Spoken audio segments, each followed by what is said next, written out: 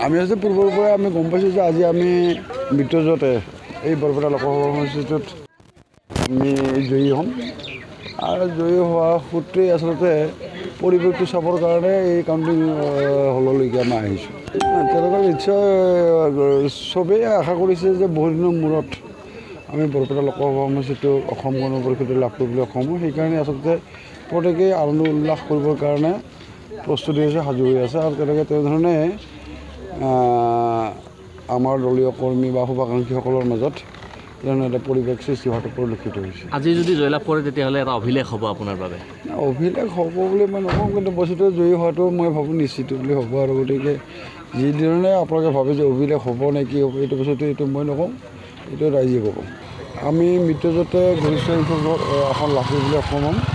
আমি 2-এটা চিটত আমি হয়তো আমাৰ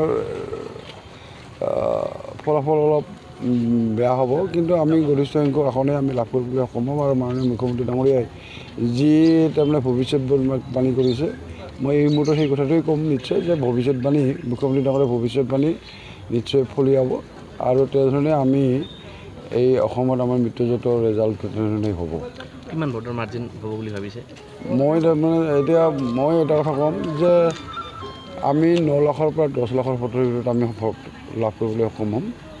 আৰু 9 লাখৰ পৰা 10 লাখৰ ভিতৰত যদি আমি ভোট লাভ কৰিবলৈ সক্ষম হওঁ তেতিয়াহ'লে নিশ্চিতভাৱে আমি 4 পৰা 5 লাখৰ ভোটৰ ব্যৱধানত আমি জয়ী হ'বলৈ সক্ষম হ'ম। আচ্ছা, যদি জয়লাভ কৰে চেলিব্ৰেশ্যন কি ধৰণে হ'ব, কি ধৰণে পৰিৱেশ? চেলিব্ৰেশ্যনৰ কথাটো আমি এতিয়ালৈকে চিন্তা কৰা নাই, কিন্তু বিভিন্নজনে বিভিন্ন ধৰণে চিন্তা চৰ্চা কৰি আছে।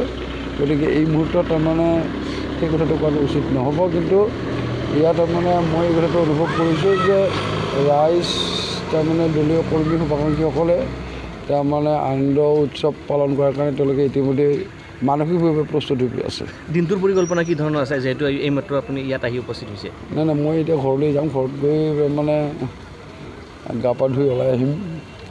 তাৰপিছত মই এইটো বঙাইগাঁৱৰ কাউণ্টিং হলত যাই কাউণ্টিং ঘৰলৈকে আহিম। তাৰপিছত অভয়পুৰীৰ পৰা পাঠশালাৰ পৰা নলবাৰীৰ পৰা বৰপেটা।